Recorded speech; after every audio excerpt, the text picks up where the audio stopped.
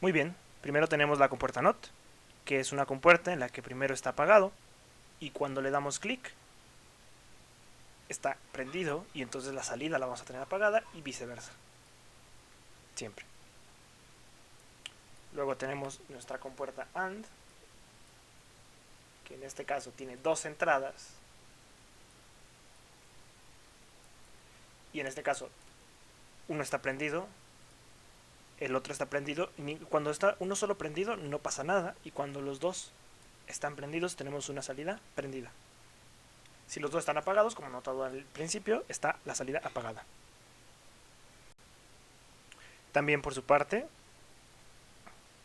tenemos la compuerta NAND, que se conforma poniendo una AND y acto seguido una compuerta NOT, que en este caso cuando está completamente apagado la salida está prendida. Si se prende uno la salida está apagada, si se prende el otro también está apagada y solamente cuando ambos están prendidos la salida está apagada, básicamente.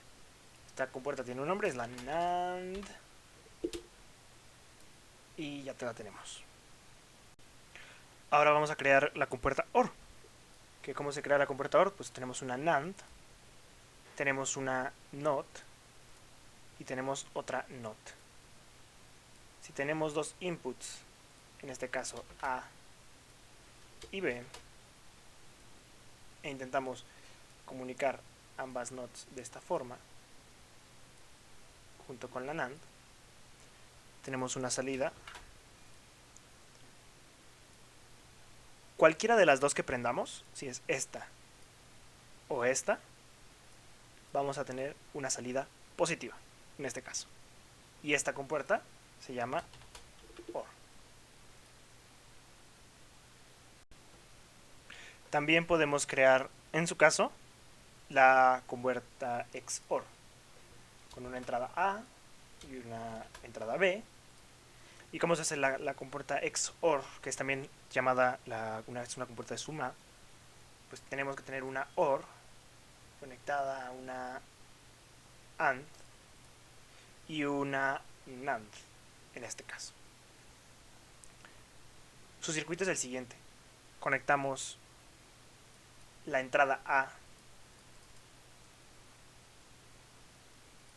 correspondiente a cada una de las dos entradas y la siguiente B de la siguiente forma en este circuito, de esta forma. Y la salida de la OR va a la AND y la salida de la NAND va acá. Y esta salida va a ir acá. Entonces, si prendemos el primero, vamos a tener una salida positiva. Si prendemos el segundo, vamos a tener también una salida positiva. Pero si prendemos ambos, vamos a tener una salida negativa, debido a la NAND, ya que no va a estar prendida al momento de que las dos estén prendidas de manera simultánea. Y este se llama XOR. Es una OR excluyente.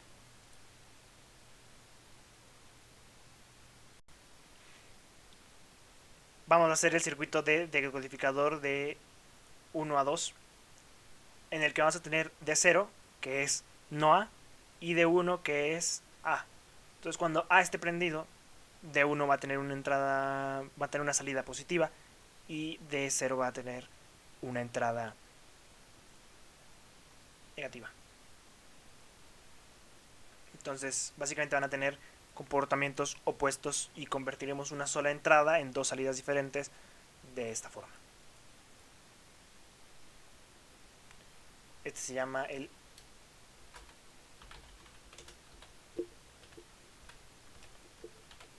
decodificador 1 a 2.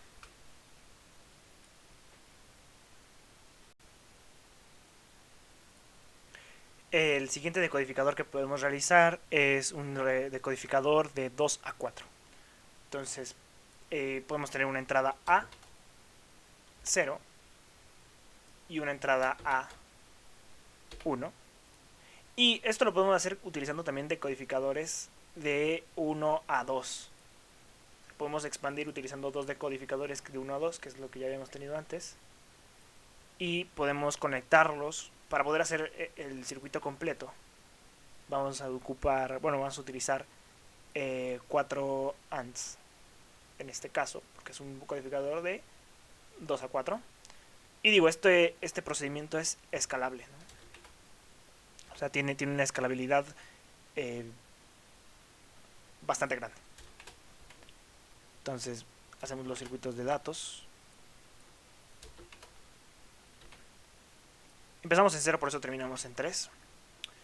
Y lo que podemos hacer es conectar la primera entrada a la primera salida del segundo. La misma entrada esta a la primera salida del primero.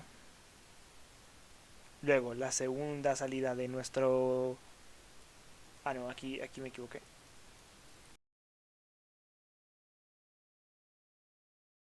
Borrando el componente, bueno, vamos a agregar otro componente, no pasa nada.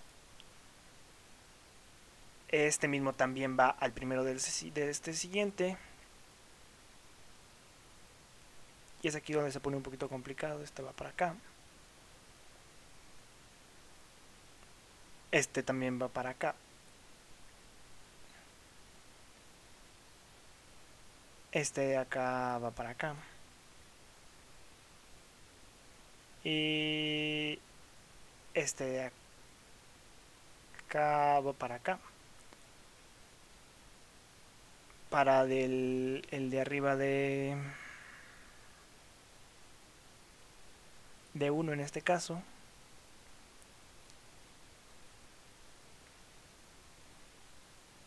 De 2 el superior es acá. Y de D3 este ya está bien conectado. Y este de acá va al mismo del superior de D2. Se conectan así, 2 para abajo, 2 para arriba, 2 para arriba, 2 para abajo. Básicamente cada una de las entradas tiene 2 salidas correspondientes. Y esta línea de datos va conectada de la siguiente manera. Está apagadas las 2, se prende el primero, se prende el tercero, se prende el segundo, se prende el primero, se prenden ambos, se prende el tercero. Y de esta manera podemos controlar, utilizando solamente 2 entradas, 4 salidas de datos diferentes. ¿Sí? O sea, tenemos aquí el primer estado, segundo estado,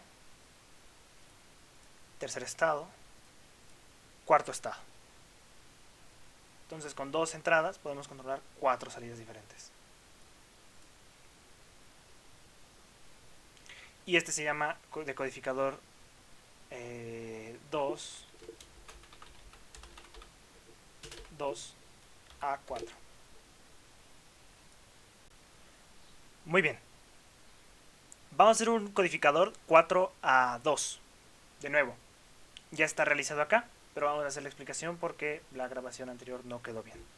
Para poder hacer esto vamos a necesitar una entrada Y1, bueno, Y3 en este caso, Y2, Y1 y Y0. Consecuentemente, vamos a utilizar 2 compuertas OR para poder hacer este circuito en específico. Y vamos a utilizar 2 salidas. Vamos a utilizar la salida A y la salida B, en este caso. ¿Por qué estamos haciendo esto? Bueno, pues porque nuestro decodificador tiene 2 entradas. Entonces podemos utilizar el decodificador para poder interpretar nuestro codificador. De 2 a 1, 2 a 4 y de 4 a 2 podemos hacer la operación inversa. ¿Ok? Para poder hacer la conexión, lo que tenemos que hacer es primero conectar Y3 a la entrada primera de nuestra OR y Y3 también a la entrada primera de nuestra segunda OR. Y2 la conectamos a la segunda y Y1 la conectamos a la primera de este caso. Y0 no vamos a conectarla para que la operación completa de que A1 es igual a Y3 más Y2 sea verdadera y que A0 es igual a Y3 más Y1. Básicamente estamos haciendo la operación inversa de nuestro decodificador. Entonces, este es el circuito específico que hace estas operaciones concretas. Que cuando la primera está prendida, ambas contrarias están prendidas. Cuando la siguiente está prendida, solamente la primera de arriba está prendida. Cuando la siguiente, la segunda está prendida. Y cuando la cuarta está prendida, ninguna de las dos está prendida. Entonces, podemos comprobar esto trayéndonos en este caso nuestro codificador y nuestro decodificador a la mesa. Entonces tenemos nuestro decodificador y nuestro codificador correspondiente. Si intentamos conectar nuestro decodificador inversamente con cómo está nuestro codificador específicamente, deberíamos de poder ver el comportamiento contrario en estas dos compuertas y por lo tanto este circuito sería correcto. Entonces, ambas en este lado izquierdo están apagadas y ambas en este lado derecho están prendidas. De momento vamos bien. Si la primera está prendida, la tercera es la que está prendida en este caso y solamente la segunda es la que está prendida. O sea, tiene comportamiento inverso. Si en este caso está prendida la otra, la entrada B no B está apagada y B está prendida. Si ambas están prendidas, ambas de este lado están apagadas porque la 4 está conectada a nada, dado nuestro codificador específico. Por lo tanto, podemos decir que este codificador es inverso al decodificador que acabamos de crear. Y viceversa, ¿no? El codificador es inverso al decodificador. Ahora lo que vamos a realizar es un demultiplexor. Que bueno, básicamente el circuito del demultiplexor se parece mucho a la funcionalidad que tiene a un decodificador, pero este está hecho para poder mandar señales de manera simultánea sin necesidad de poder seleccionar entre varios componentes, porque el decodificador lo que nos permitía es que con dos entradas, por ejemplo, podríamos controlar 4 componentes diferentes de manera simultánea. El demultiplexor lo único que hace es mandar estas señales de datos específicas. Entonces, ¿cómo se construye un demultiplexor? Bueno, pues lo que necesitamos primero es un decodificador de 1 a 2. Y en este caso tenemos una entrada llamada I, ¿sí? Que es nuestro input. Y tenemos una como de alguna manera entrada A. Y en este caso vamos a tener una salida de dato 1, dato 0 y una salida de dato 1. ¿Ok? Y vamos a utilizar dos ANDs específicamente. Este es el de multiplexor más simple de todos.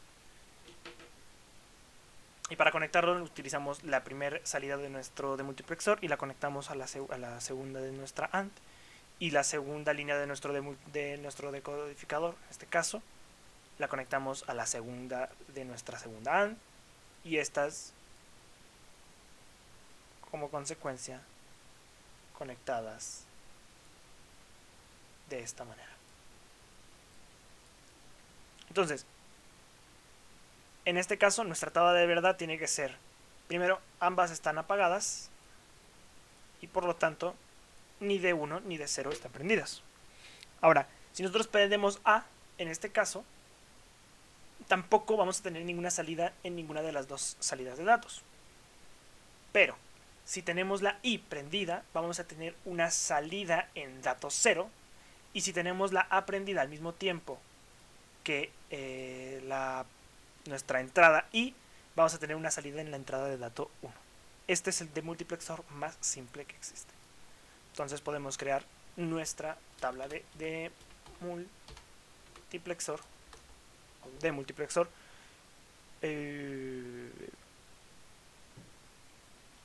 1 a 2. Este es el multiplexor más simple que tenemos. Muy bien, vamos a explicar ahora el multiplexor 2 a 1. Nuestro circuito específico para este va a ser 2 ANDs. Vamos a requerir 2 ANDs y vamos a necesitar un decodificador de 1 a 2. A, en este caso, de nuestro multiplexor va a estar conectado al decodificador.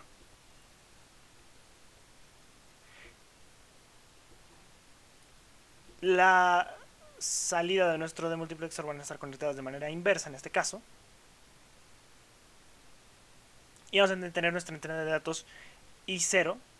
Nuestro input 0 va a estar conectado a la primera AND y nuestra segunda entrada de datos va a estar conectado a la primera de la AND en este caso. Y vamos a tener una salida en una OR aquí al final en nuestra parte de datos. Cualquiera de las dos que sea cualquiera de las dos que sea positiva, en este caso va a tener una única salida de D. ¿Ok? Entonces conectamos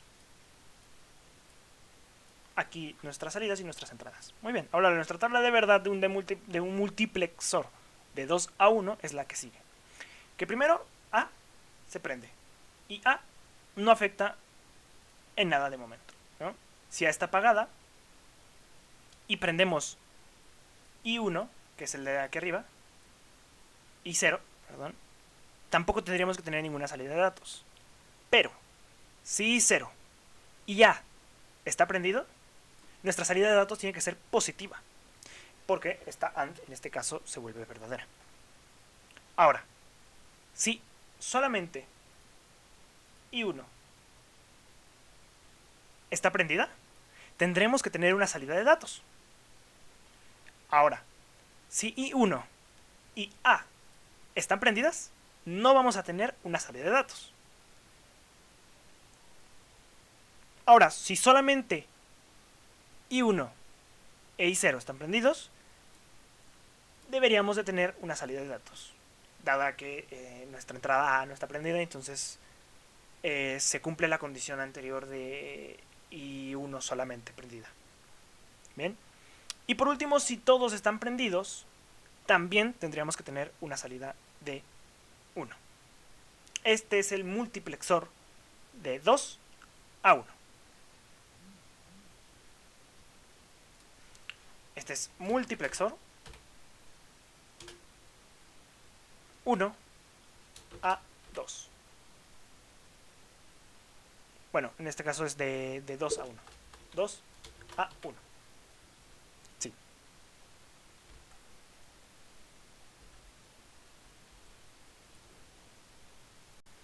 Ahora, para poder explicar las memorias y en su caso los flip-flops, vamos a utilizar primero un ejemplo con multivibradores. Un multivibrador es un circuito biestable, o sea que tiene dos estados, que nos permite tener un estado positivo o negativo y que este se mantenga de manera constante. Para poder hacer esto vamos a utilizar una comportadora en este caso. Y lo que vamos a hacer es que tenga un feedback o una retroalimentación específica a partir de su salida, conectando su salida a su misma entrada y nuestra entrada A de esta forma. Ok, aquí nuestro circuito está en 0, 0, lo que significa que no tiene absolutamente nada.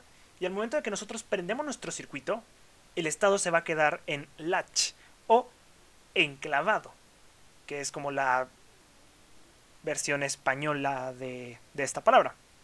¿Qué significa esto? Que al momento de que nosotros volvamos a apagar nuestro circuito, este se va a mantener en este estado, ya que como esta es una convertador, cualquiera de los dos inputs que se le dé va a mantener el circuito de manera constante prendida.